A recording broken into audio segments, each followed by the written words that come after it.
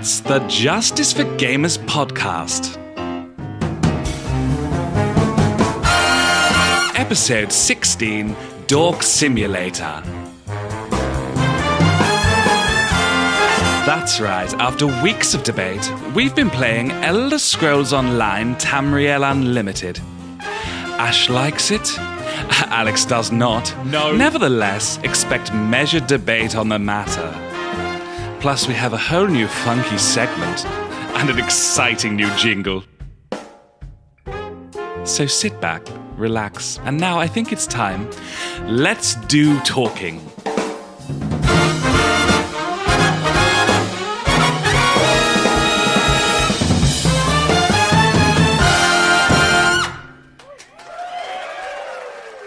Hello and welcome to the Justice for Gamers podcast. This is episode 16.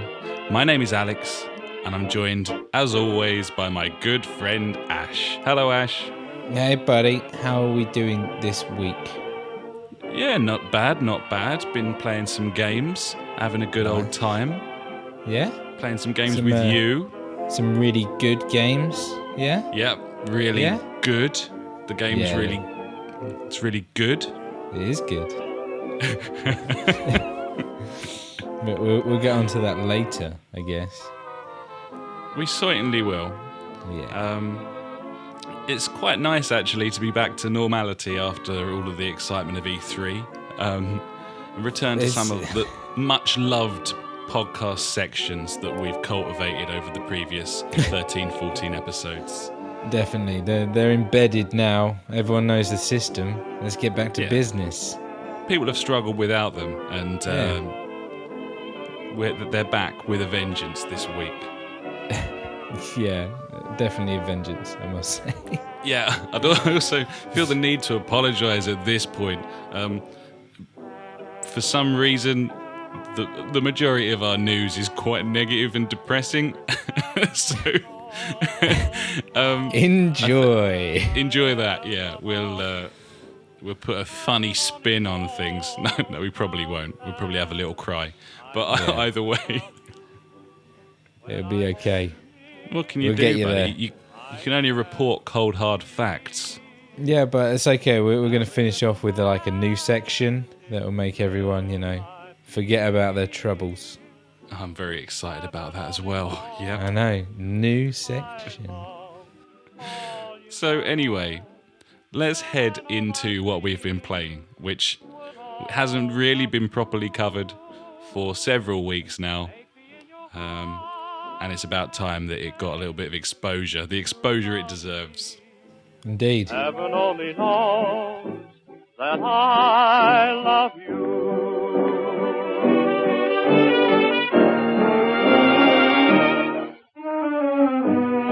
So, do you want to kick things off?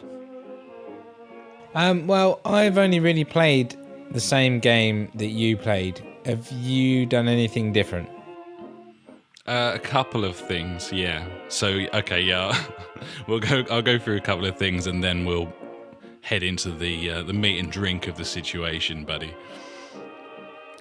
So I've been playing lots of GTA 5. I seem to be playing it more since I completed it, or the story rather. Just mopping up all the extra missions and finding the spaceship parts and stuff. I don't know why the fuck I'm doing it. It's just so fun to scud about. Mooch about, yeah. Yeah, I've got like loads of money, souping up silly cars and just fucking about, and it's fun, and I like That's what it's all about. Yeah. So yeah, I've been playing that. I don't think that the platinum on that game is... I don't know how many hours it takes, but there's just so much to do. Like, going under all the bridges, finding all the scraps of paper, like... It's a bit much, even for me. That sounds loads of fun, though. I'll do it. If I had the time, I totally would. I think my game save is on 89% at the moment, something like that. And you're going to stop at that? Well, some of the stuff you've got to do at the end there, it's just... It'd probably take me Surely like you've done hours. The hardest thing, which is get to level 100 on multiplayer. No, That's I the think thing we're all going to get there eventually. True, yeah. And you're not going after the trophy for it. You just naturally get there because Yeah, true. we're not going to stop playing that. We'll still be playing GTA 5 online in 2-3 years. So everyone's going to get there. Bloody hope so. I did the spaceship parts one and the submarine parts one as well. Oh, yeah. But, Nuclear waste or whatever it is or something. I haven't done that one yet. No, okay. there's just a lot to it. But Yeah. Anyway, GTA. The other thing I've been playing is Pro Evolution Soccer 2015, and I'm going for the 100% season at the moment. So, what difficulty is that on? I'm playing on top player, which is one off. I think the top one's Superstar. Okay. I've found with Superstar, the computer just keeps the ball at all times. It's just not fun. That's helpful. I think I could probably nick 1 or 2 nils for the most part on that difficulty level, but yeah, it feels like it doesn't. The game, a lot of football games have this problem where I don't feel like the devs know how to make it the hardest difficulty. So Yeah, basically, it's just ball retention. Yeah. You'll play against Charlton and they'll have a pass accuracy of 98%. And they'll keep the ball for sort of 69% of the time. And they might not even do anything with it and you'll defend reasonably well, but it's just not fun. So I play on top player. But yeah, this is going through an entire Premier League season with my Schalke team, winning every game. Literally every game. Sounds like a challenge, I must say. It is, and I am 26 games into the season and I have won every game so far. Nice. I have conceded 17 goals and I've scored 110. I was going to say, if you haven't completed or won all 26 of them or whatever, then you should have really started again. Yep, exactly. It'd be a total waste of time. Anyway, I'll keep everyone posted on this magnificent feat and whether I achieve it or not. I cannot wait. But other than that, all I've been playing really is Elder Scrolls Online Tamriel Unlimited with you, Ash. Yeah, mate, it's ace, isn't it? So do you want to... I'm giving you the floor here. Do you want to wax lyrical about this wonderful game that we've been playing? Nah, it's just like, everyone dislikes it. I don't, pretty much. I love the way you chose dislike as the word.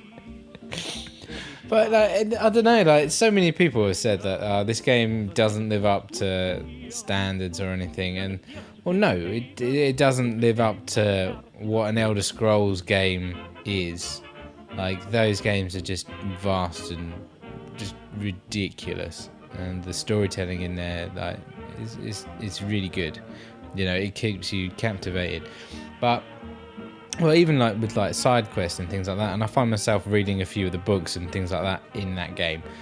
Whereas obviously Elder Scrolls Online it's not a single player experience, so you're not going to get that kind of dedication to the one player. They're looking at the mass multiplayer side of it a lot more, because that's what it is really. And I think that's where a lot of people are, well, even disliking it or disappointed with the game itself. I think you're right.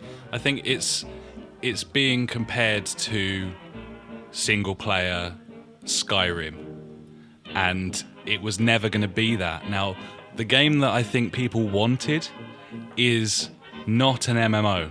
I don't think people wanted an MMO. Skyrim fans wanted Skyrim with co-op, exactly. Yeah. They wanted Skyrim that they could play with, say, you could be a party of 4, and you could go through the whole of Skyrim as a party of 4, doing all those missions and enjoying that game world.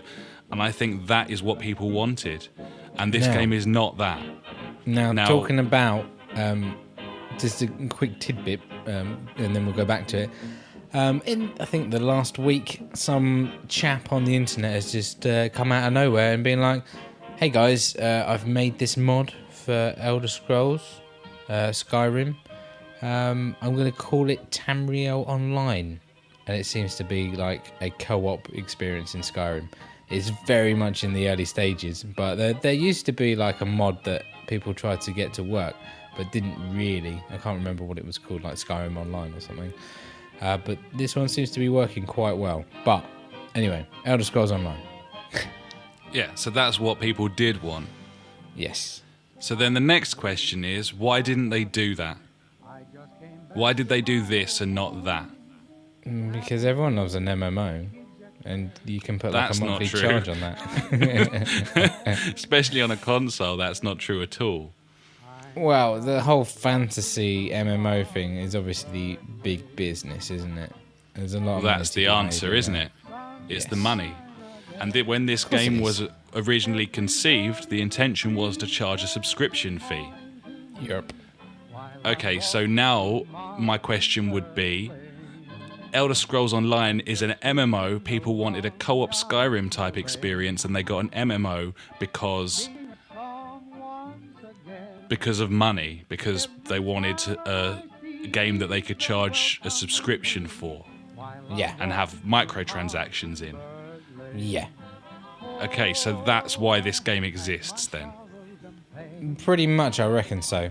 Okay. I mean, I'm guessing people wanted some sort of like maybe there's like a large PC community base, because obviously PC gamers are more into like Dota and like MMOs and things like that, whereas console gamers don't play those games like at all. I mean, what's the one, Invoker's Justice? I don't know what it's called. You know, that Invoker's Tournament, is it, or something? That's a Dota clone, isn't it? Yeah. Yeah, it's a Dota clone, and like that's a bad free one. to play. Yeah, exactly. It's terrible. But I'm guessing that probably hasn't got as many players on the PS4 as as in an equivalent on the PC. It's been made for money possibly, but I don't know. Yeah, maybe. But then, I mean, that's all well and good. We can put that to one side. I just think that needed to be discussed, because the reason that people, it seems to me that this is a very solid MMO. From what I've played of MMOs, from speaking to people who play MMOs and like them a lot and have much more experience than I do, including you, because you've played MMOs in the past. You were big into Guild Wars for some time. So this is a solid game, and we'll talk about the game next. But I just felt that we needed to talk about that bit first. People wanted the model of the game. Yeah.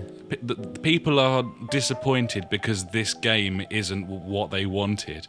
But this game's been out for a year on PC. Like, if you did any sort of research into it, then you could have found out why it wasn't for you. I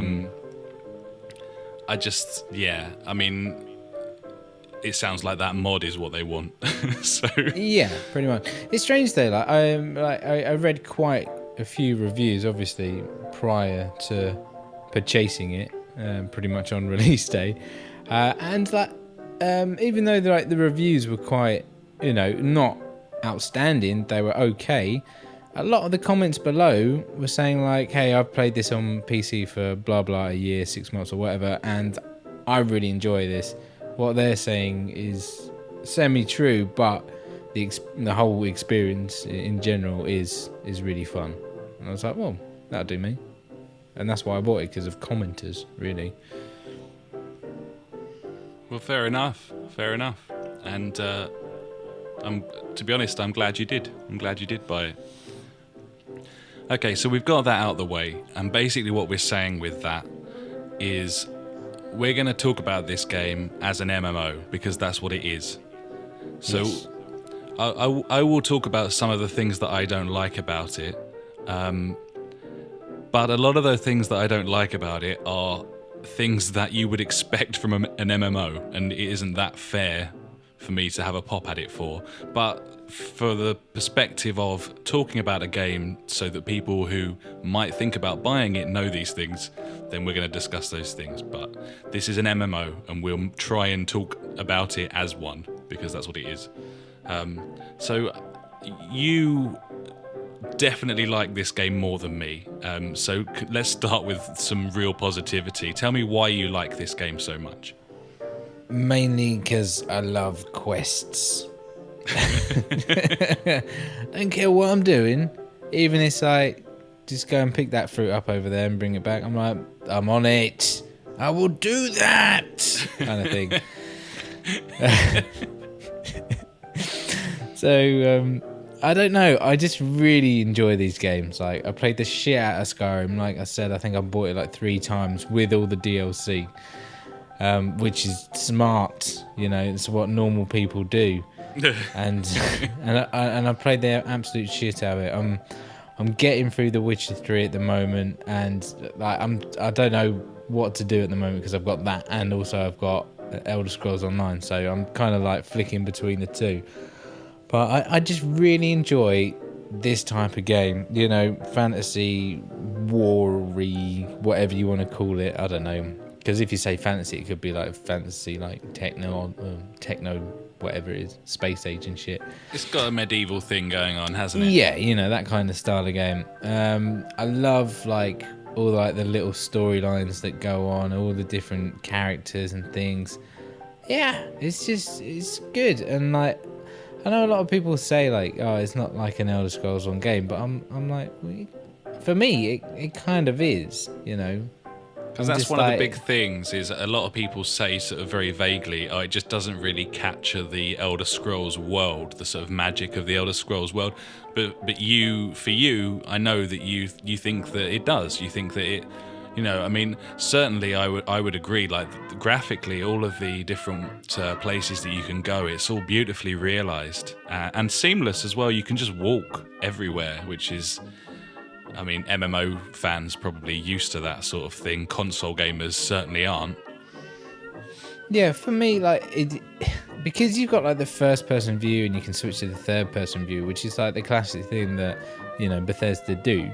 You know, that's one of the things that like sets it different to like other MMOs that I've played, where you're in fixed third-person mode. Also, I really like how they've used the controller. Like for the attacks, because that's one thing. Like on certain MMOs that I've played that I like. There's just too many things to do, and it just baffles me. I'm like, right, I need to do like 1, then 3, then 6, then I don't know, like all different combos of like your different magics or whatever you want, attacks and defense and or heals or whatever. Whereas on here, it's like playing Skyrim, but with like a few extra perks, you know, like special nice and moves. Simple. Yeah, you got your it's really well done. You got your 4 main buttons. You can bind those to any attack or spell or anything that you would like. You've also the bumpers as well, so that's 6 different buttons that you can bind, and then you've got a special you can do by hitting both triggers, and that's got a cooldown on it. On top of that, you can bind all of your any passive stuff like potions of stamina and consumables or whatever it is, isn't it? You can bind those to a wheel that you access by holding up on the D-pad. Certainly the control layout, I think, is for the most part very, very good, very intuitive. Yeah, definitely. It fits, and they've kept it similar to other Elder Scrolls games, which is good. I would agree that, I mean, certainly regular listeners to this podcast know that I've shat all over this thing pretty much every week since we started recording.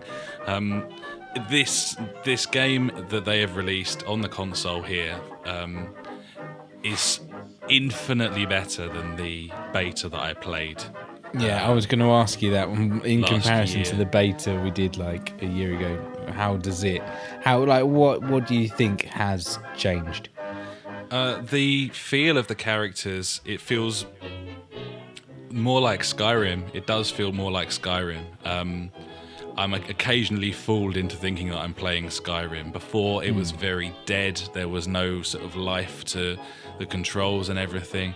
There are still things that I really, really don't like. For example, I've kind of taken to using the bow and arrow, mainly because I got a really good bow early doors and just started using it.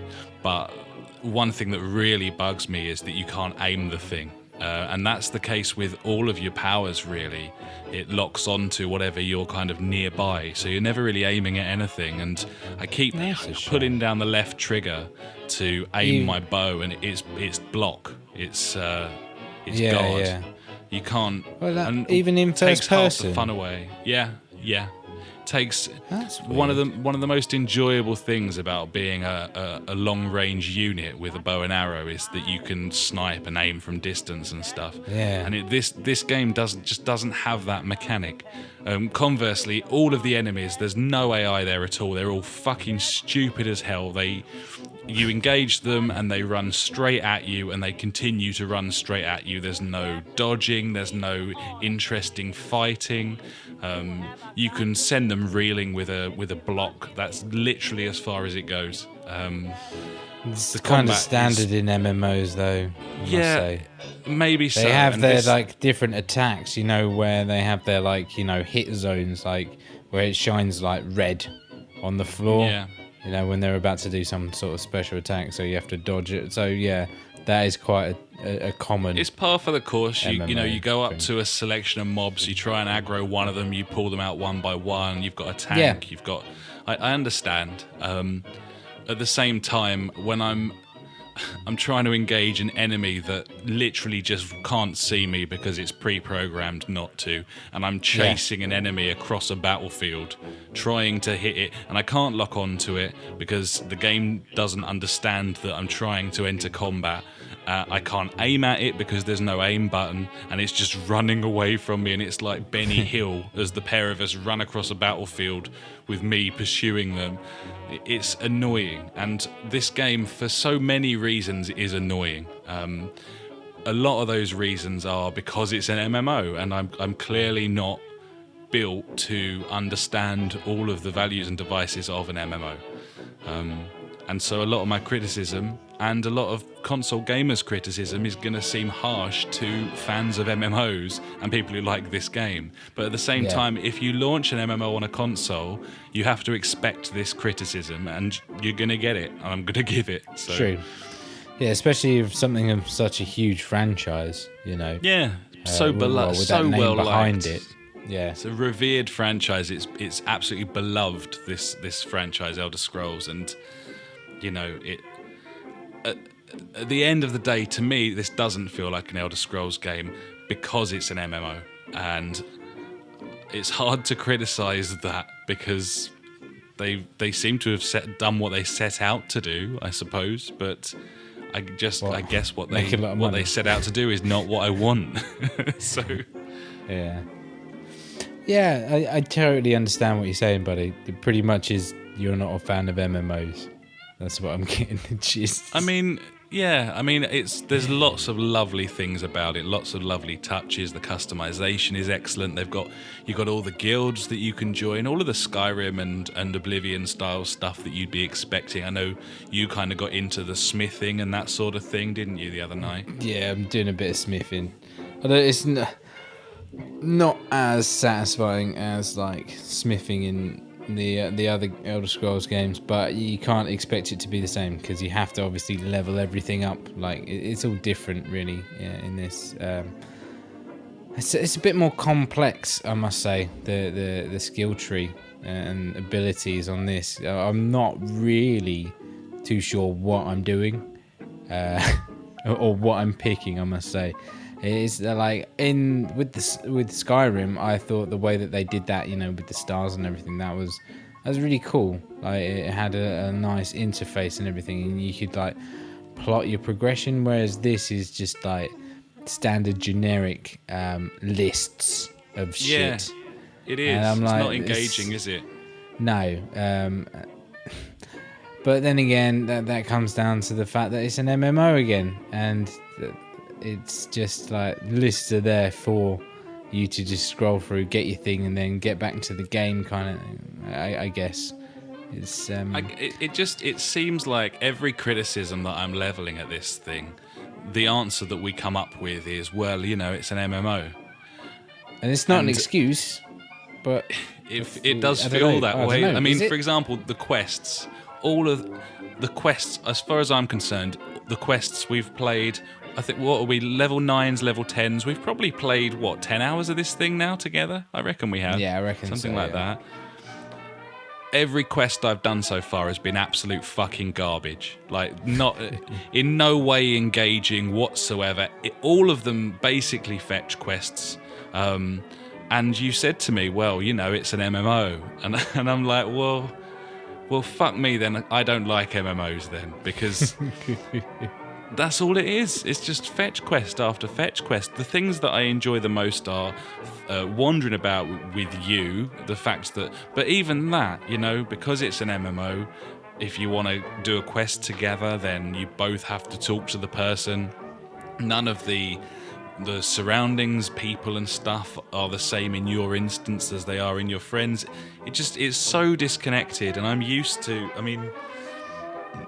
If this was Skyrim co-op, then me and you would go up to a person, and whichever one of us spoke to that person, the would happen on both our screens, and we'd be in this menu while this person talked to us, and then we would go and do the quest together, and so on and so forth. That's not how this works at all. Everything is individual. It doesn't matter whether you're there or I'm there. It doesn't matter. You're not really playing it with someone else. You're not really in a game with them. You're in your own game doing your own thing.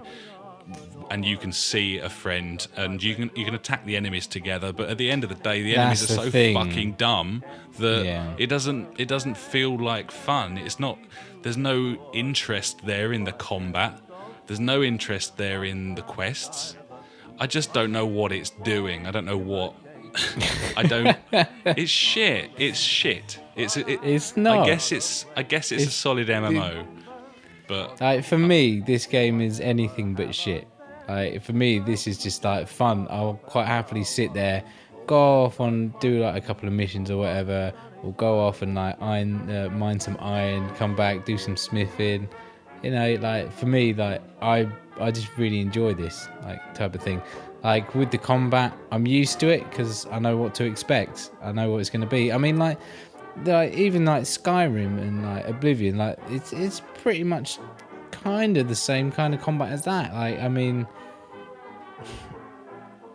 I'm trying to remember like the enemies in that and like how they fought against you. I know in this they do kind of just run straight at you. There's no like strategy in their attacking. But the way that I attack stuff in this, the only difference is because I haven't used the bow. I used to like creep around a lot with the bow and like get the headshot, because you get a critical on the headshot on Skyrim, and that's like a lot of the health gone. But then after that, just be in there like hack and slash with my sword and shield. So I don't know. I don't find that different in this game, like compared to the others. But I totally see what you're saying. And I see what you're saying, and that is the point, and that is the conclusion that we're going to come to here, is that I don't think that I said it's shit. What I mean is, I find the experience shit. I find it not particularly engaging, not particularly fun, and the fact that I can do it with friends is the only saving grace here. And if this was a solo game, then it'd be absolutely pointless. At the same time, I can see all the reasons why you like it in the same way that you can see all the reasons why I don't. And so what they've released here is a solid game. And if you like this sort of thing, then you're going to like it. And if you don't like this sort of thing, then you're not going to like it. That's literally as simple as it is. It really is. That's just it. If you like MMOs, you will probably like this. If you don't like... I'm going to say this is probably my favourite MMO that I've played. I mean, I didn't really get into World of Warcraft. I kind of missed that boat back in the day, which was a shame, because I think the problem was money again, because that's just too expensive. I don't know. So many people did pay that, but I was just like, no chance. Not when I've got like my 360 with like. At the time, I thought Xbox Live was expensive for a year, so I was like, "Oh God, I'm not paying that a month." Crazy talk. But the fact that, like, this is an MMO, which I like those type of games, and then plus it's bringing in Elder Scrolls aspects into it, so I'm like, fucking win-win. I can't go wrong. Yeah. So we can't not talk about bugs and glitches here. We have to. Yes. So the game launched to lots of server issues and stuff. And I suppose to some degree that is to be expected when you're using like mega servers, when it's... I'd imagine pretty much every MMO that's ever launched has had server troubles in its infancy. This was no different. What we can report, really, I mean, what are we, a week and a half, 2 weeks in now, is I'm having no server problems anymore in terms of getting online. There were big problems with load times as well. Occasionally it would just load forever until you had to just turn it off. I haven't had that anymore. I'm still getting massive lag spikes in populated areas of the servers. In the big cities, I'm getting just all the time lag spikes. It's very off-putting. Outside of those sort of very densely populated player hubs, not really having much bother there. Everything seems to be running fairly smoothly. We haven't really been kicked out of stuff too often. A couple of times when it's kicked us out of an instance, but I think that was probably quest-based, where we were in a village where I'd done something and you hadn't, and I think outlook of the village was on fire on your one and not on mine. Yeah. So I think it booted us out of instancing because of that. But we haven't had much bother with groups or finding each other, any of these things. And one thing about the whole group aspect, I love the fact that even when like you go offline or like the next day you're not online and I start playing it, we're still in the same group and it says that you're just offline. So next time we're both online, we're straight back in that group. I think that's great. They're persistent groups, aren't they? And we haven't got to level 10 yet, and you need to be a level 10 to create a guild. We will probably get there when we finish recording this, to be honest. I think so. So perhaps we can talk about that next week. But we're going to keep playing it, and we're going to keep talking about it. I would very much like to have heard a podcast do what we've just done. Because literally no one said anything about it. No one's covering it. I think it often happens when there's a staggered launch across different platforms. It was reviewed when the PC version came out, and people are reluctant to give pages or whatever to it. People are reluctant to cover it because, well, it basically came out in E3. Essentially it's come out in like E3, pre-E3 week. And people reviewed it when the PC version came out, and so there's a real shortage. Even if you go on Metacritic, there's a shortage of reviews for the PS4 version. And when on that, like I said, like when I was like looking for, reviews of it, I was like, well, these are all PC reviews. I want the console review, and there's literally none. It's mental. I don't get it. So what we can say at this point, basically, is this is an MMO. This is not co-op Elder Scrolls. If that's what you're looking for, you're going to be disappointed here. I promise you that. If you're playing The Witcher right now, and you move over to this and expect there to be any sort of similarity there in terms of how it will engage you, it's not going to do that. This is an MMO in the Elder Scrolls universe. Yes. It's an MMO before it is an Elder Scrolls game. That's the order. This isn't an Elder Scrolls game with an MMO twist. It's very much basic MMO in Elder Scrolls universe. Now, if you like MMOs or if you're interested in that sort of thing, then you're away. And The worlds are beautifully realised. It's huge. There's thousands of quests you can play with your friends. If you're after co-op Elder Scrolls, then no, mate. I'm sorry. Get a PC and wait for the mod to happen. Yeah, I think so. And then, as I said, it's fairly stable now. Loading times are fairly low down. Still glitchy, as you'd expect from an MMO. People spawning in the ground. Quest markers popping up where there are no quests. I've had 2 quests already that I literally can't complete. It points me to literally like a dock. I go there, there's no one there. There's nothing I can do. I had 1 quest that told me I needed to go out into the sea. I swam out there and was eaten by piranhas. My first quest when I get into the world was go and talk to the prophet. So I'm like, right, he's in this house, and it's like, right, you've got to pick the lock. I'm like, oh, all right then. So then I spend like, half an hour trying to pick this lock because it's like the first time I've done it. And I'm like, I can't get this mechanic in my head. I finally do it, I get in there, and then they're like, what are you doing in here? You're not meant to be in here. Get out. I'm calling the guards. I'm like, what the fuck? I'm just trying to find the prophet. So I have to fucking Google where he is, and he's like back in some other house. I'm like, oh yeah, brilliant. Yeah, so that's utterly ridiculous. You spawned in the world, your quest marker pointed you to a locked door, you had to work for ages to get through that locked door, and then once you got in there, the person you were looking for wasn't in there, and you had to Google where the person was, and he was in a house with no quest marker of any kind, which you then had to find on the map, and then under your own steam go there, and there was the prophet. That's a big fucking bug, if you ask me. A bit broken that was. Yeah, it's got I its look problems. past it because I love it. It's fine. Yeah. Everything is good. Okay. I've no doubt we'll keep talking about this. I'm not enjoying it massively, but I'm willing to persist with it because I think that I'll kind of get used to the mindset there. Suck it up. I'll keep going on it. We'll see how we get on. Indeed. Cool. So that is what we've been playing this week. Indeed.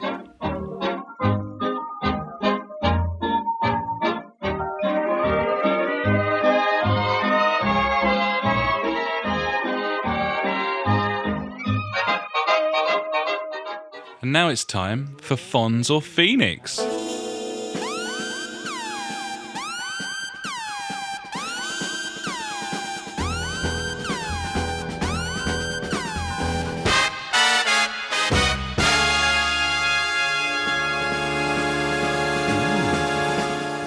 It's been a while.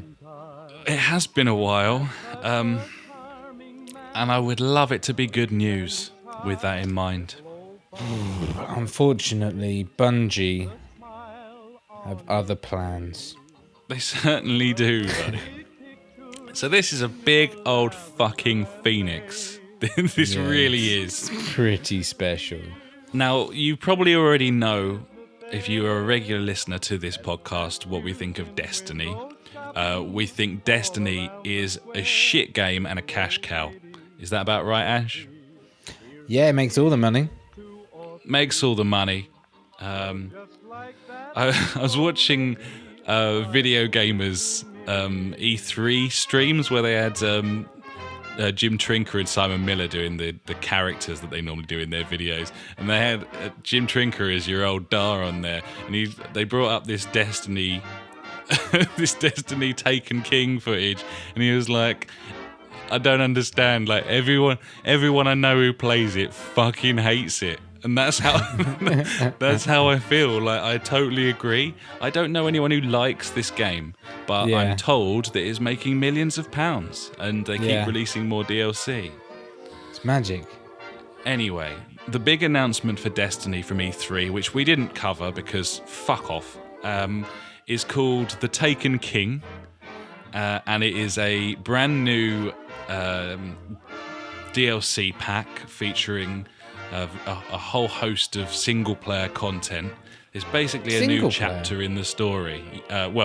Single player as in story mode content, rather than strikes or strikes whatever. And, whatever it is, multiplayer. This DLC pack is priced at £40, Ash. Fucking, where do I sign up, mate? I'm in. Take my money. So, Destiny's been out, must be coming on a year now. It's about 10 months, isn't it? Was it set? I don't know. Yeah. Coming towards a year. Yeah. Coming towards a year. In the shops at the moment, you can get Destiny for £40. So they're releasing, a year into this game's life, they're releasing a DLC pack that is the price of the game. Cool. I'll do Okay? it. Rack it. So people who bought Destiny at launch, us included, that was us. Yes. Will have spent £55 on the game. And then if they were a fan, perhaps they would have bought the season pass for £35. Yeah. And that would have got them the first 2 DLC packs, which were essentially just strikes. Cool. Kind of thing that you think they'd just put in there for free, maybe. Well, But probably. yeah, there's a strike. Just have that one. Go on. Now they want another £40 for the latest content pack. So if you bought at launch, you're obviously an ardent fan. Maybe you really love Destiny. Maybe you spent on the season pass. Now they want another £40 off you for the Taken King. That would bring your grand total up to £125. Bearing in mind this is a game rife with microtransactions as well. You're talking £125 Cool. in terms of, okay? So that's a lot of money. But they've also announced 2 other versions Okay. I'm in with you. celebration of the Taken King coming out. So you could get the Legendary Edition, the disc-based Legendary Edition. It is available. It comes with Destiny, all the content from the Season Pass, and the Taken King for £55. Cool. Okay? I spent that a year ago Yeah. and got the base game. Yeah, I like it. So if you're a fan of Destiny and you were an early adopter, you bought it straight off the bat, you've been supporting that game, you're part of that game's core community, fuck you, spend £40 on the Taken King. If you haven't bought Destiny, if you didn't line the Didn't pockets of fancy it. Bungie Yeah. up until this point, you can spend the original price of the game and you'll get everything those people did for their £125. Should have waited, really, shouldn't I? On top of that, there's a special digital collector's edition. Now, let's just stop for a moment. Now, digital collector's edition, what is I'm that? going to collect my digitalness. What is that? I'm going to look You at know this what I mean? collection Like- of data. What is that? I'm going to That keep isn't that a on like thing. a special flash drive and put it on the shelf. No, because that'd be a physical thing that would maybe make it a collector's edition. This is a download off of PSN. How can a download off of PSN be a collector's edition? Anyway, I digress. The special digital collector's edition is the same as what I just said about the legendary 55. disc-based edition. Yeah, £55. For an extra Got you. £20. Right. And it will What do I include get? it includes all of the things that I mentioned before, as well as emotes. Right. So, yeah, emotes, like maybe a special wave or dance or something. I hope it's like a fucking masturbating jizz or Yeah, something. hopefully, That'd be ace. hopefully. Maybe it's like you put a sword out and you fall on it. You know, what's it, Yeah. Suprakai or whatever it is. Yeah, maybe that's it's what it like your character just takes like his wallet out and just sets fire to it. And makes it rain. Anyway, those special emotes are exclusive to that digital collector's edition. So, Cool. if you're a Worth 20 massive quid. fan of Destiny, fuck you again. Fuck you. Can I just buy the emotes separately though? No. You know. Okay. So even though I've bought the game digitally, with previous DLC digitally, There's no other way of me getting these emotes apart from buying the whole fucking game and the DLC I've already got again. Yes. I'm in. Now, Do people it. aren't very happy about that. Yeah, maybe. Fucking hell. And it wasn't helped when Luke Smith, who is the creative director on the Taken King DLC, was interviewed this week by Eurogamer, and was basically a douchebag about it. He was like, "Yeah, I like it. I've got some quotes from him here." And one of them, I feel like we almost need to make a section of the podcast, like dickhead quote of the week, almost. Like there needs to be something going on there. Anyway, the first, we're really comfortable with the value we're giving to players this autumn. Now, I think that's a funny quote. It's a good one. Solid value. Here's my favourite one. It's also important to remember the temporal valuation of content. In English, please? Stuff's worth less when it gets older. Ah. So true. So cheers for that, Luke Smith. Apart from like stuff like a good wine, antiques, think about that. He's basically saying when they release content, it's obviously going to be more expensive, just like a game goes down in value as well. And I can understand that, and obviously that is true. But I do struggle to think of a wankier way you could possibly say that. Oh, totally. I mean, that is The such temporal a shitty valuation of content. So yeah, I like that. He apologised the next day, saying he came across like an arse hat. Okay. Which, Well done. Yeah. Okay. He's trying to seem human there, I think. He's lightening the mood. Yeah. Or trying to. And he says that Bungie cares deeply about its loyal fans. Which... No. So there we go. That is a phoenix. Yeah. I'm really glad that Destiny was disappointing. I thought it was disappointing. I'm glad we moved on. I'm glad I didn't love that game, because it may have encouraged me to spend more money there. No. We wouldn't have They've gone really, this far into I it. think they've really damaged their reputation with Destiny and all of the DLC. Before even all of this, I think they've really damaged their reputation. They were supposed to be a sort of... They were known as a dev for the gamers, all about the gameplay and so on. They left Microsoft because they were claiming that it had all got kind of corporate. They wanted to do their own thing. They've stepped away and done basically more damage to the consumer than Microsoft have pretty much ever done in Xbox. They've done really well. Yeah. Yeah. So well done. So yeah, Phoenix. Comes out of the rain. Oh, I'm glad to be home once again. So happy, just walking through Mockingbird.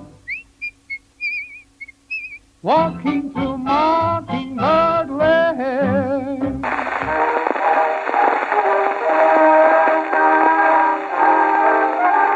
And now it's time for the news. The news.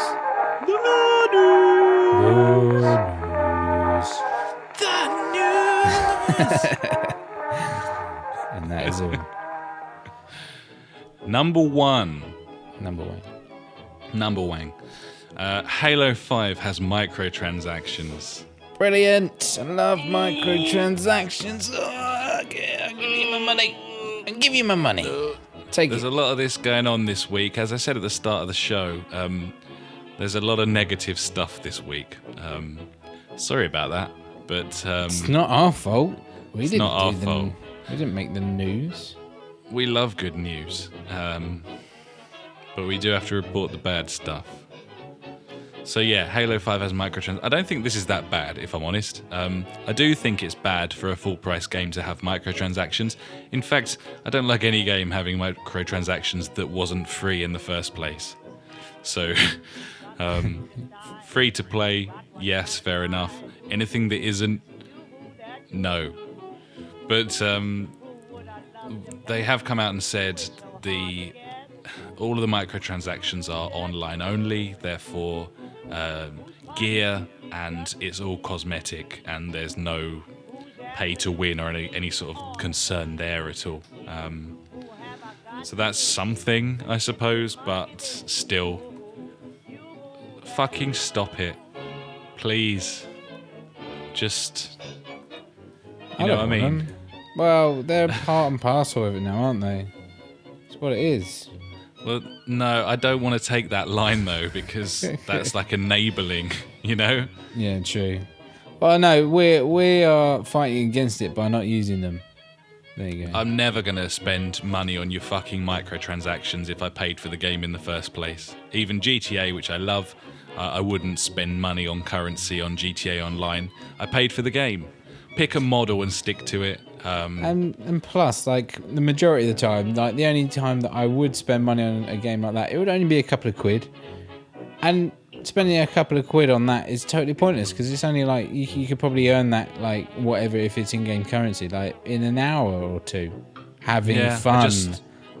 I would not spend 20 pence on microtransactions on a game that I've paid for. Now, GTA Online was always kind of peddled as a separate entity to GTA 5.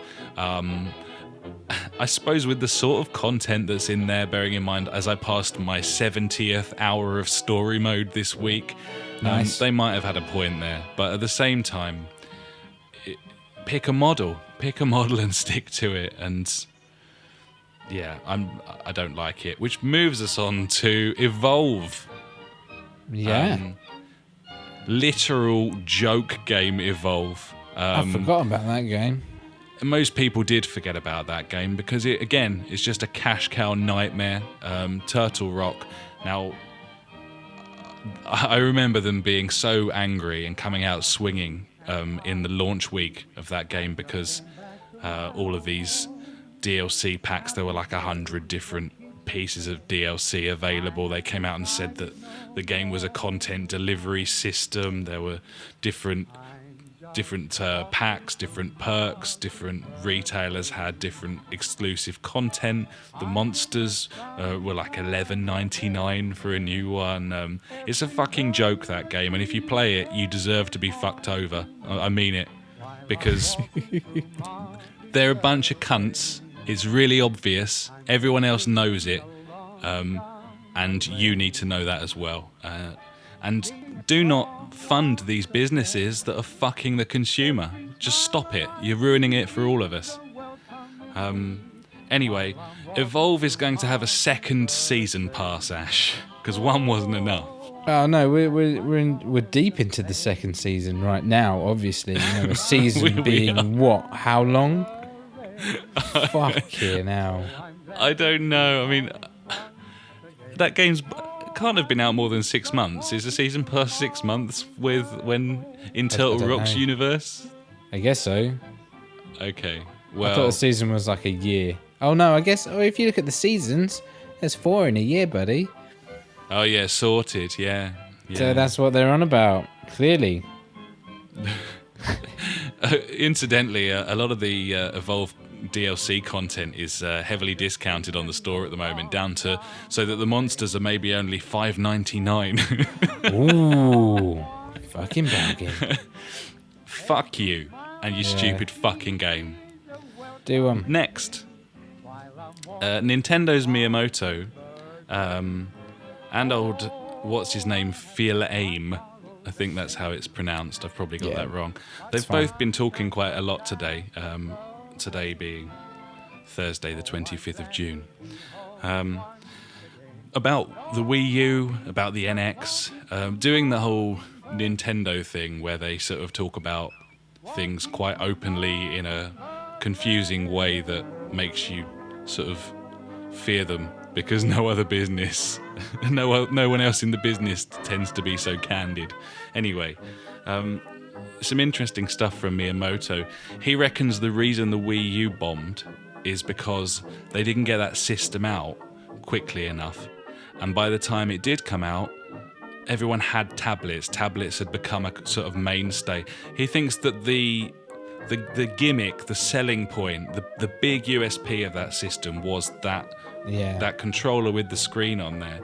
And in them not launching prior to sort of iPad becoming a very standard feature of people's houses, he thinks that's what killed it, which is interesting, and I think he could well be right, couldn't he? Yeah, I think so. I mean, seriously, like tablet gaming is like massive now, isn't it? Really. So I mean, possibly if they got that out like a few years before, like the whole boom started and all these cheap tablets kind of flooded the market, then yeah, I don't see why not. They could have had like a better grasp on where they are. But then again, you got to look at the games on there. I mean, I don't know. Maybe not.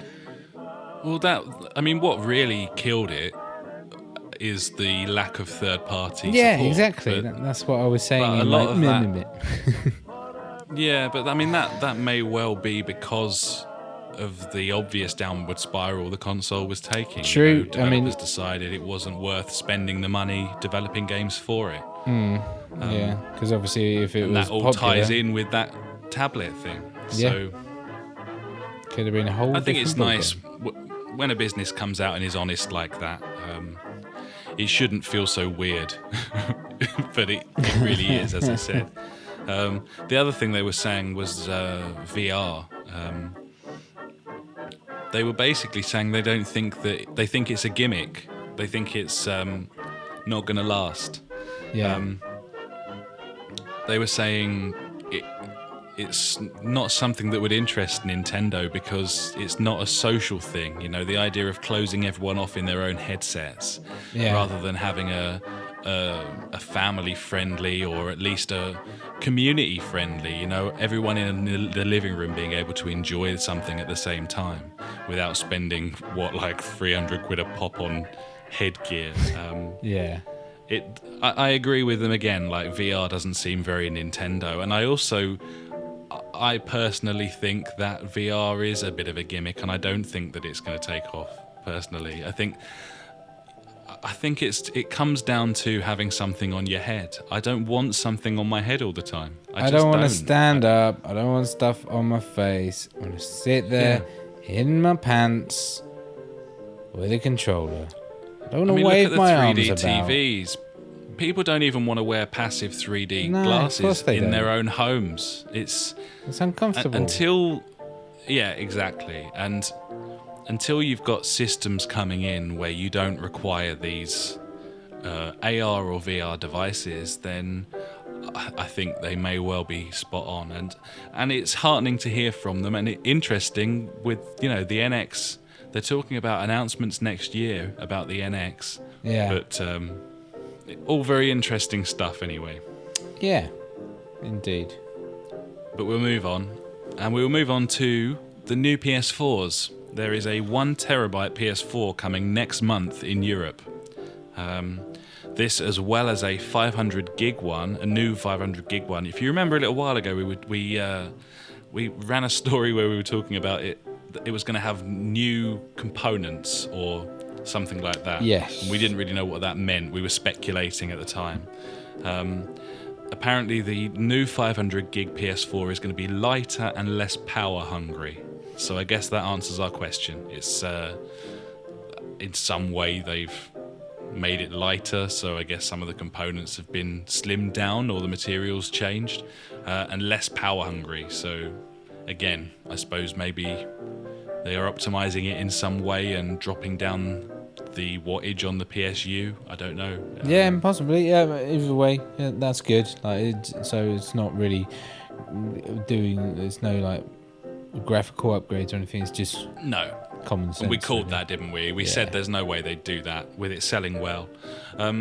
They haven't announced prices for it yet, but it's worth noting the Xbox One, they've already done this. They've got their 1 terabyte one out, and their 500 gig, and the price points on that are $350 for the 1 terabyte and £300 for the 500 gig. So be interesting to see if Sony falls in line there. I know that the RRP for a PS4 is still £350, although you can get it much cheaper most places. So I wouldn't be at all surprised if Sony matched that, the 300 for the 500 gig and the 350 for the 1 terabyte. Yeah, true. Makes sense, doesn't it? Yeah, I think so. Next, Slightly Mad Studios have announced that they are working on Project Cars 2. They plan to crowdfund it like they did last time, or at least in part. And they've also said the second game's going to feature dirt, gravel and mud. So maybe there's going to be some rallying in there as a new discipline, which sounds quite interesting. Is that something that would interest you? I don't know. It could get into dangerous territories then. But you never know. It might be really good. But I don't know. It does like the track driving so well, like on the tarmac and stuff. Like I don't know if it starts shifting towards different areas, will it lose its focus on what it's already got that's so good on it? I don't know. Yeah, possibly. It is interesting. Possibly, I'm not saying it's not, and why not have a go for it? But yeah, that's the only worry that I have. I mean, there's zero focus even on like drifting, is there, in Project Cars? Yeah, exactly. So There's none. to throw it onto sort of gravel and mud sort of stages where you're going to be sliding the back out inevitably, because that's the nature of vehicles on that sort of surface. Yeah. It's going to be interesting. Even more interesting is the fact that they've announced this, and we'll have 2 or 3 rally games by that point. I mean, there's long been talk of a new Dirt, not the Dirt Rally that recently came out that's PC only, but a brand new, like a Dirt 4 for consoles and so on. We'll also have World Rally Championship 5 from Milestone, which will probably be shit. And Sebastian Loeb Rally is due out before the end of the year as well. So they'd be dabbling in a very well-trodden marketplace by the time we see any Project Cars 2. I mean, presumably we're talking at least a year and a half away, so sort of maybe even more than that, if you'd think about the sort of alpha and beta time that Project Cars had on PC. Yeah, true. So, yeah, I'm not really sure about that, but it sounds quite interesting. I love Project Cars, so it does feel like if they're going to expand in a second game, that's the way they'll do it. New disciplines. I think the go-karts work really well on there. They can certainly maybe bring in NASCAR-style bowls and that sort of thing as well. Yeah, I think looking at different... Lots of fingers, lots of pies. Disciplines and stuff like you say, yeah. That's probably the way to expand it now. Maybe add a storyline to it, that'd be nice. Yeah, render the characters and... Yeah. Sounds great. Have your wife call. Yeah. You be careful. You be careful out there. Really good. Get in there. Freak gasoline fight accident. Could happen. It could happen. Yeah, you never know. Oh, man. Talking of racing. Yes. You won't believe what's out this week, Ash. Some sort of driving in a club, is it? It's only the old Driveclub PS Plus edition. Sweet. Wasn't that meant to come out at launch? It's something? out now. It's out now. Yeah. Isn't it only single player and not online though, or something? I've read it's that. It's currently offline only. Yeah, cool. It features all of the online modes and everything, allegedly, but they're not activated yet. Can understand why they're being cautious. But, yeah. This was supposed to come out. Originally, the game was supposed to launch November 2013, and this was supposed to launch alongside it. Then the game was pushed back till March, as was Then this. again. March 2014. Then it was pushed back again. It finally came out in September 2014, but not the PS Plus edition. That was said to be coming out in the coming weeks. It launched and nothing worked properly for about 6 weeks, something like that. Everyone's long since given up. Anyway, if you haven't played Driveclub, then the PS Plus edition is out now, June 2015. So, fill your boots, really. Yeah, Yep. go for it. And our final bit of racing in this news section, Milestone, whose World Rally Championship 5 game I just said was going to be shit, have released a statement saying MotoGP 15 on the Xbox One is broken, but they're going to release it anyway. Cool. Yep. They'll fix it I'll pay for soon. Buy it now. that. Yeah, I'll buy it now. Right now. We don't need to say anything about that. Fucking brilliant. And I mean, Jesus Christ, this news, seriously. Batman is apparently great. It's out this week.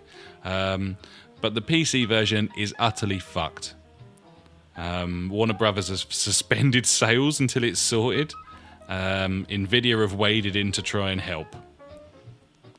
So that's that. They came out and said you might be able to get it working if you turn everything off. That was their advice. Like your monitor. Yeah, your computer. Just turn it off. No, like all your settings and like everything, just turn all the special effects and everything off, and it might work. Probably not though, because it is it's incredible. Have you seen any like footage of it? Yeah. It's impressive. It's amazing. Well. Yeah, I know, right? Let's just release it. It's fine, guys. Yeah, it worked on my computer. What are you on about? Yeah. Well, they've suspended sales until it's sorted. People are still waiting for news. You might have some by now, bearing in mind this is Thursday we're recording this. It's getting 10 out of 10s all over the place on the consoles. People saying it's a great game. I don't trust it. Never did not like on the PC. Batman games. No, I couldn't get into him. I don't like Batman. Nah, that's true. I think he's silly. He is a bit silly. Some billionaire dude. He hasn't even got any superpowers. He hasn't, mate. And he kicks the ever-loving shit out of people, but apparently never kills anyone. Anyway, next, this is the last piece of bad news, and then we're going to end on a piece of good news. I said at the start this is a depressing week for news. It's like a week where all publishers and developers are just trying to fuck you. Everyone's just trying to fuck you. I love it. PlanetSide 2 has launched on PS4. Yay. It's broken. Oh. The servers are fucked. They're not working at the moment. Who'd have thought that with an online game, the servers were broken?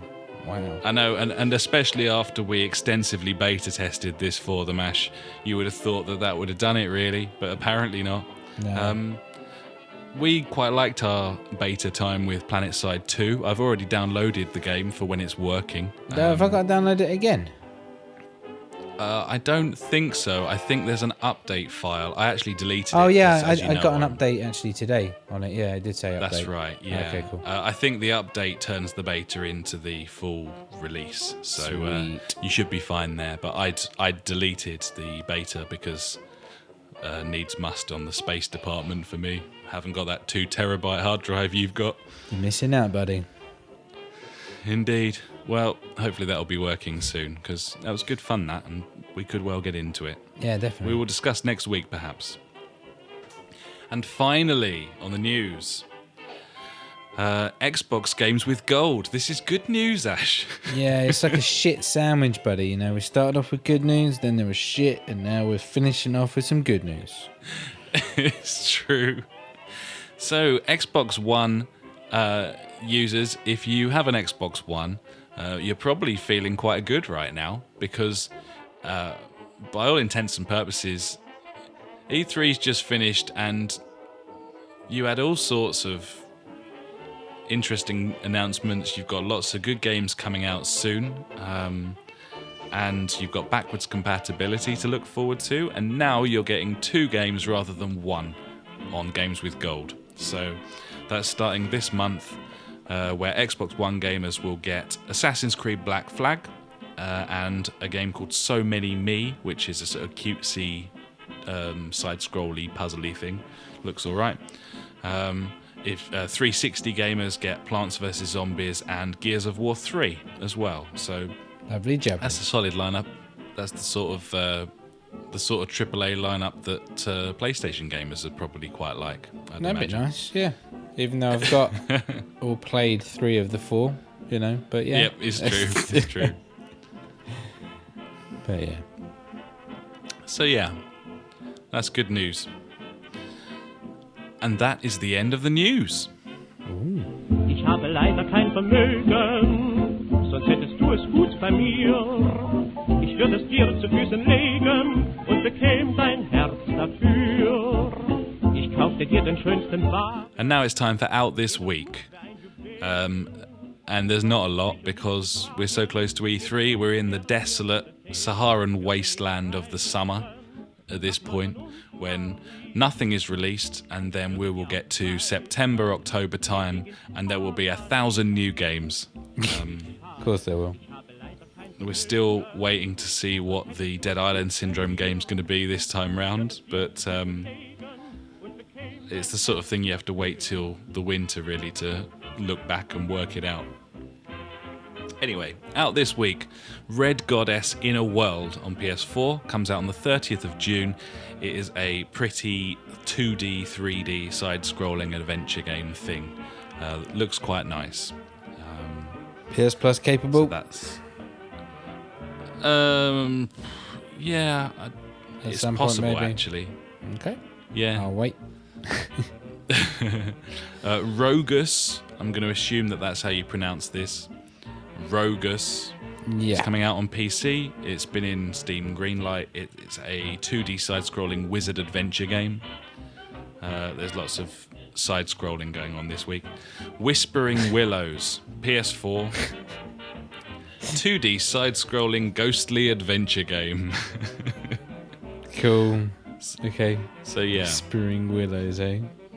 Whispering Willows, mate. Yeah. Okay. Rise of the Incarnates, or Incarnates, is coming out on PC, and it is a sort of Japanese-style 3D multiplayer brawler. Basically looks like Bayonetta, but in teams, online multiplayer. Okay. Which is quite cool. Lots Yeah. of sort of flying about and big sort of blam turtles sort of moves. Yeah. Like, looks quite cool. I think it's been in beta for a long time. It's finally getting a proper launch this week. And finally, Legends of Eisenwald. Wow. Fucking sign me up. That sounds ace. PC game, medieval turn-based strategy combat game. It's one of those ones with the sort of lots of pentagons or hexagons on the floor where you position your characters and move them in a sort of chess-like manner. I'm there. So yeah, there's like 5 Vita games coming out this week, but they all are either really small or PSP Are they? ports Like and remakes, stuff. ports, and yeah. Yeah, so I didn't really feature those. But yeah, there seems to be lots of content hitting PSN if you're a Vita fan this week. Have a good old look. Cool. And that is out this week.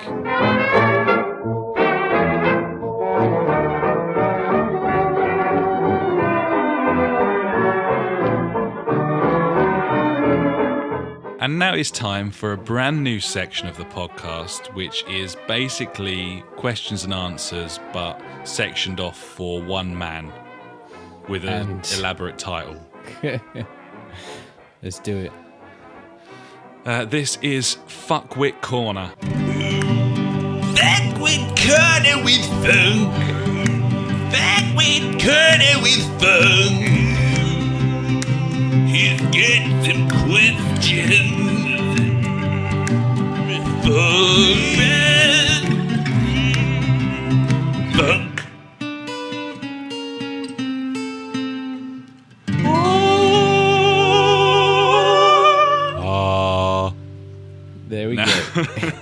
No. Funkamo is regular listener Simon. That is his gamer tag, and I don't think he ever liked being referred to as Simon on here. He will now be regularly referred to as Funkamo and never referred to as Simon. We asked him what... Or the funk.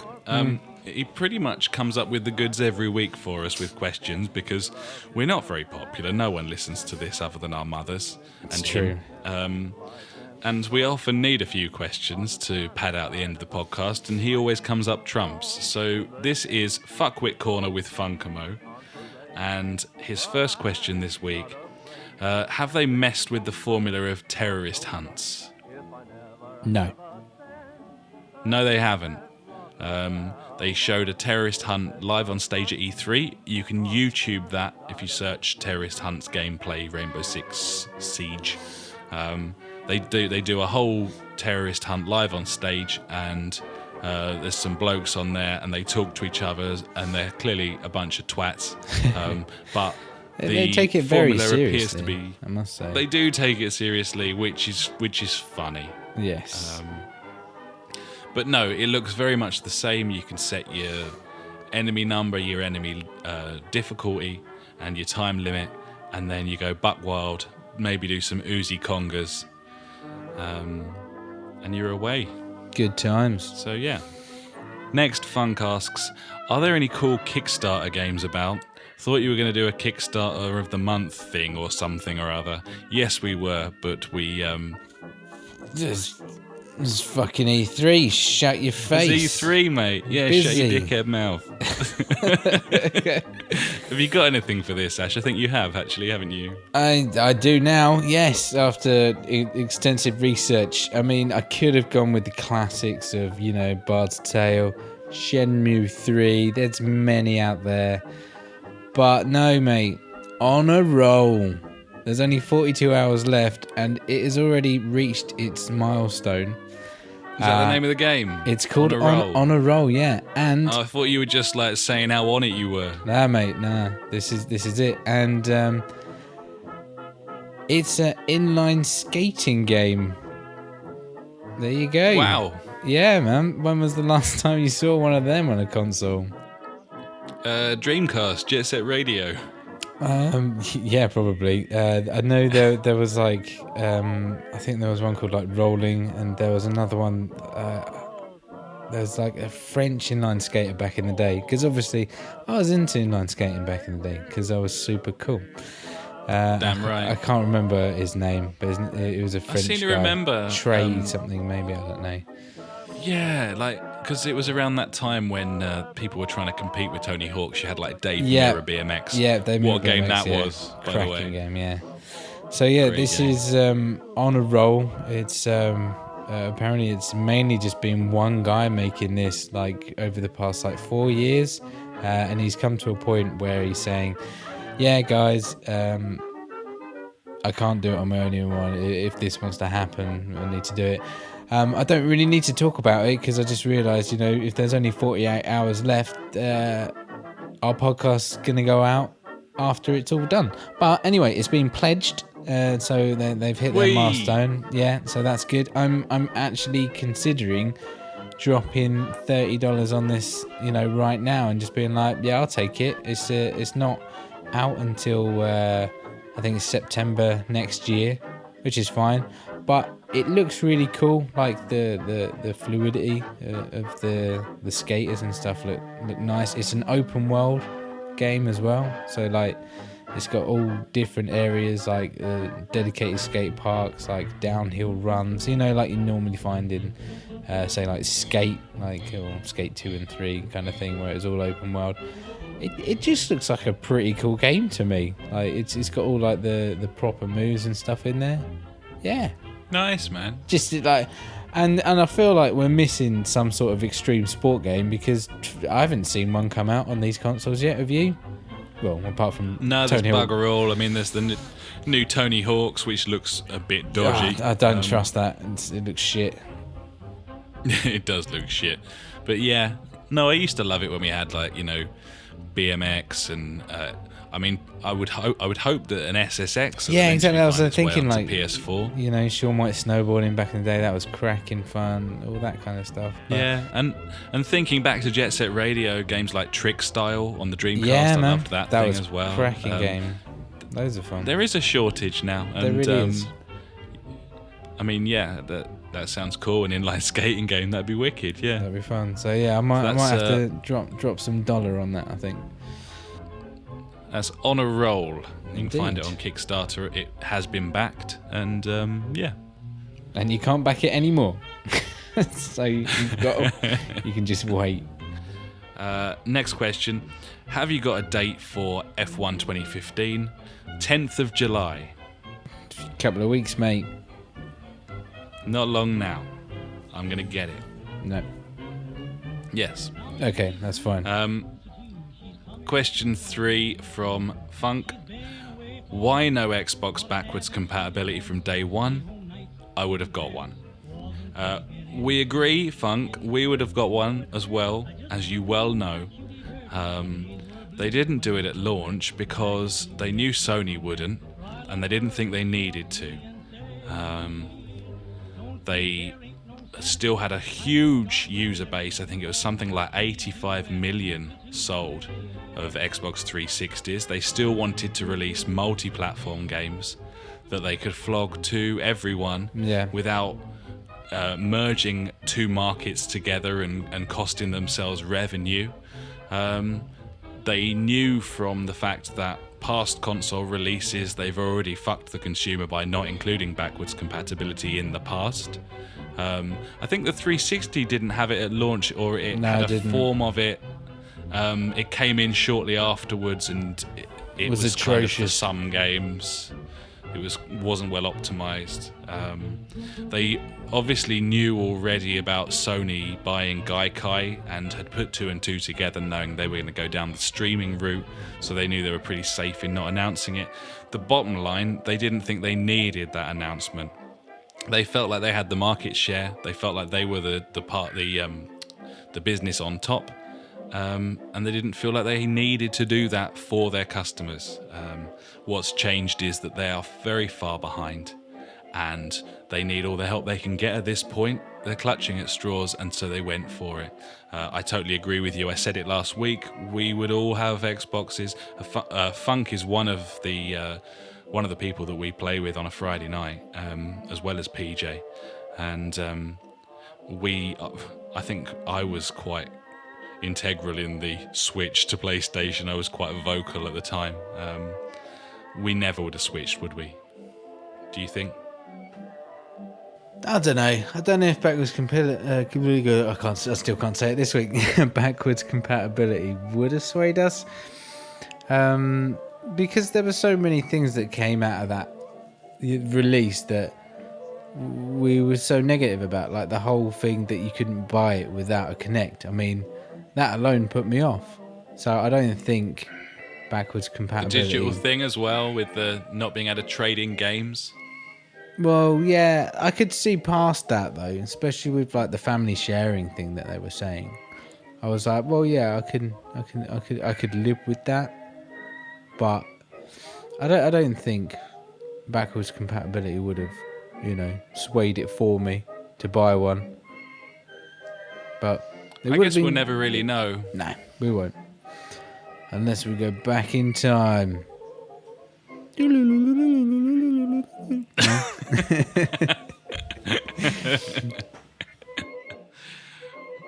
Final question from Funk.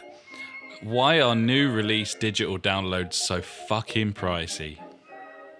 Because that's the RRP of them, so that's what they sell at. Yep. That's literally it. That's why. They're banking on you being too lazy to leave your house.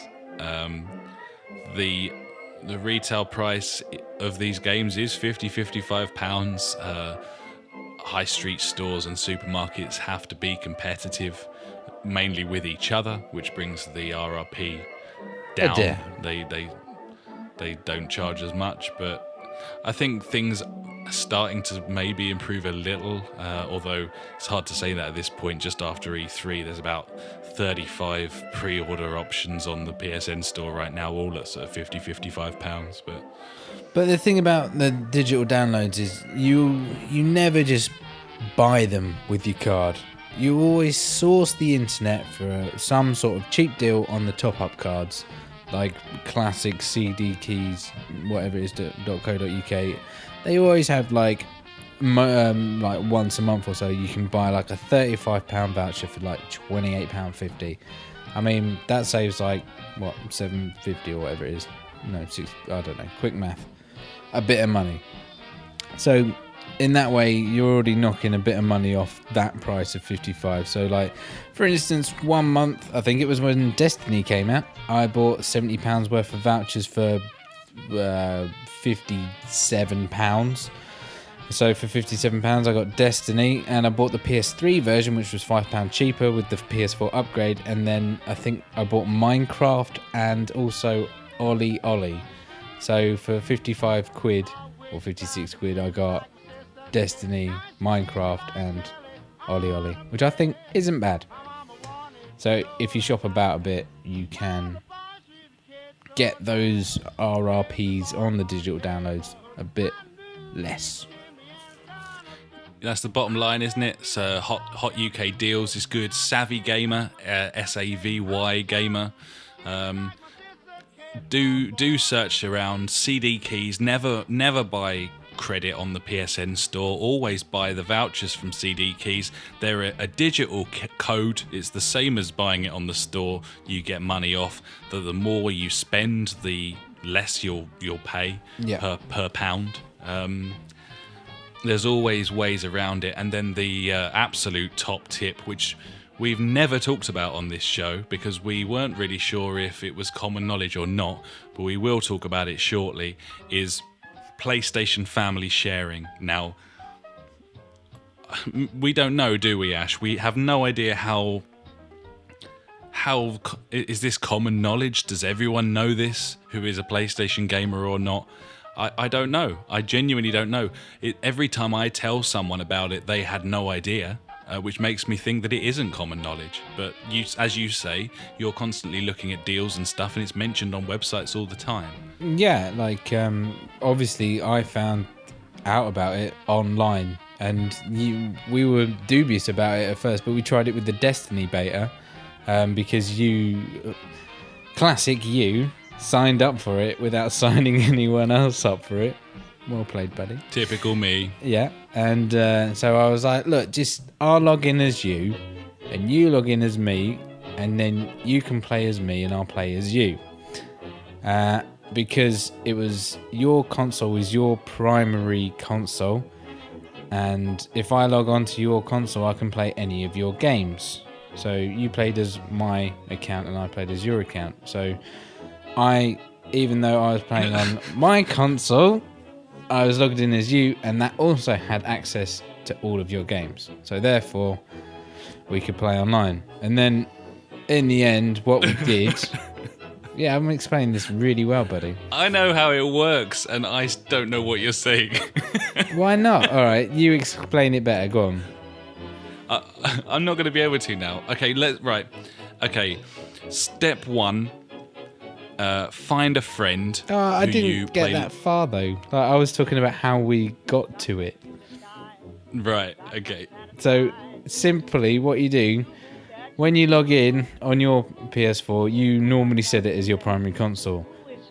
All you have to do is log in as your friend and set it as their primary console. Then you can play all of their games, and your friend logs in as you on his console or hers, and sets that as your primary console, so they can play all of your games, and vice versa. So your primary console is set as your friend's one. Yep. And your friend's primary console is set as your one. Yes. Okay. So that's where we are. Then, because of the fact that Sony PlayStation allows you to play your games on someone else's console, yes, provided you're signed in as you. Yeah, you have to be online. You have to be online. So, for example, my console, the one that I'm looking at it right now, it's under my television. That is Ash's primary PlayStation. Correct. Now, if I buy a game, then Ash, logged in as himself at his house, can play that game because his PlayStation is my primary console. Okay? In turn, I can log in at my house on what is his primary console, and I can play my game because I can play it because I'm logged in as me. So, I've bought GTA. Ash can download GTA and he can play GTA because he's on my device, even though he's logged in as himself. I can download GTA because I'm logged in as me, the owner of GTA.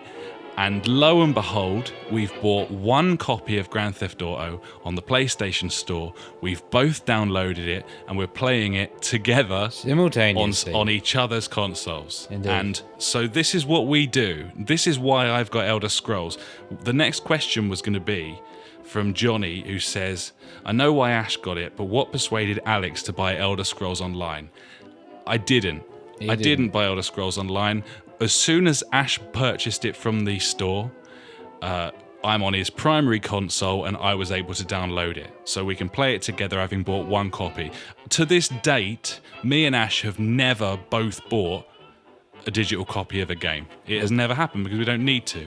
No. We split the cost of every single title we buy. And I don't know if everyone does this. And please write in and tell us. Well, I'd love to know if this is common knowledge or if we are literally informing you right now. But all online content is half price, provided you have a friend who you trust with your account information and you set up your consoles as each other's primaries. How have I done there, Ash? Yeah, the only thing that I would add is, say Alex buys a game, I have to log in as him to initiate the download. That's the only thing I would say. Or, that's true.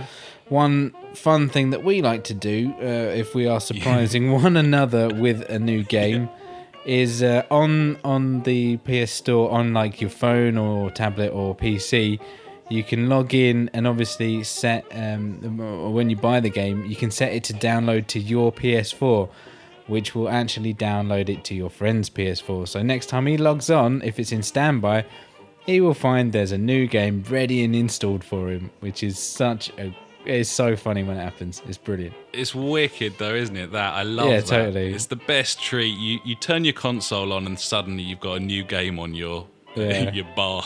You're It's like, so oh, good. Ash has bought a new game. Yeah, there it is. It's classic. But yeah, only do this with people you trust and know, or don't be stupid and just give out your details. That's just really dumb. And people you're gonna be friends with for a long time. And it's also worth noting, and this is a fairly large caveat, especially knowing PSN as we do. Yeah. For this to work, for you to be able to play your games, that you've bought on a console that isn't your primary, requires login checks to regularly happen on the PlayStation network. This is why we were saying you need to be online. So, for example, when PSN went down for a few days, everything that Ash had bought, he could no longer play because that content was primary to my console. So I was playing GTA because he'd bought it and he couldn't play it. Which is a massive kick in the dick at the time, but in the long run, it's obviously worth in the it. grand scheme of things, you're almost halving your software fee, your software costs. I mean, you're not completely halving it because you're spending £55 on a game when you'd probably spend 40 if you were buying a disc-based version, but then you're splitting that cost. So that's probably the main reason we don't bulk at the cost of the digital content, to be honest, the digital games, because we're splitting it. Yeah, so if we go back to the situation where I bought £70 worth of credit for £56 and bought Destiny Minecraft and Ollie Ollie. Technically, I only paid £28 for those games. Yep, because we both got them, all of them. Which is so 28 quid, even though, it was Destiny. But for those 3 titles, all on, well, not Ollie Ollie, but, Minecraft on launch on the PS4, and also Destiny on launch day for the PS3/PS4. Elder Scrolls half price because we shared it between the two. Driveclub, we probably feel a lot worse about Driveclub, but I think we got it for $34.99, and that was between the two of us. So £17.50. It's just I don't understand why people don't do it, because it's there. I just don't know how many people are doing it. I just don't know. As a selling point for the PlayStation, it is massive. Like, I'm so pleased we switched for that reason. Yeah. But I've no idea how many people use it. Be interesting to find out. Send us a message, let us know. contact@justiceforgamers.com. Woo! Yeah.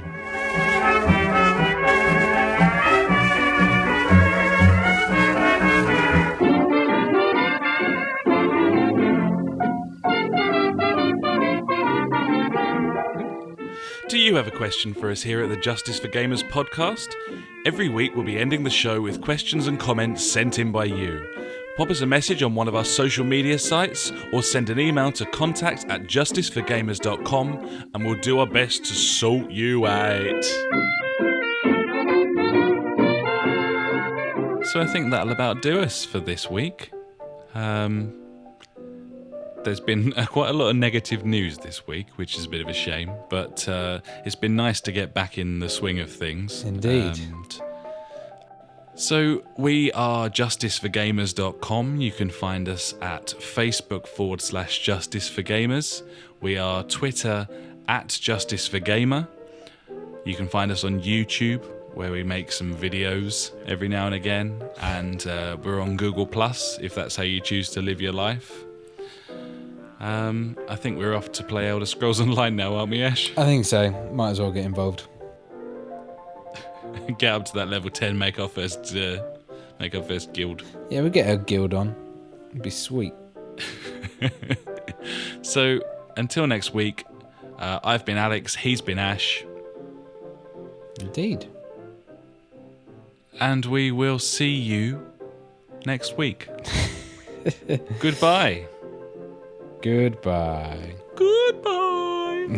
It's not the news. It's always the news. Bye-bye.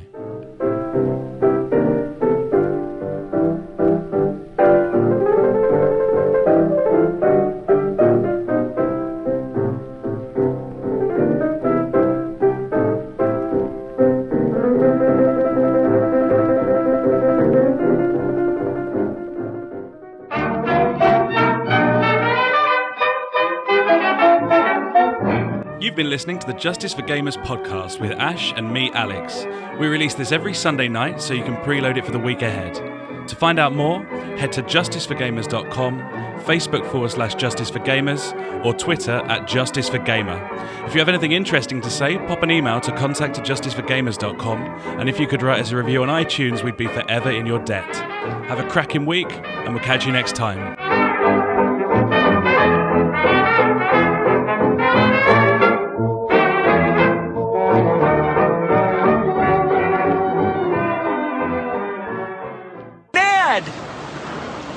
Ryerson!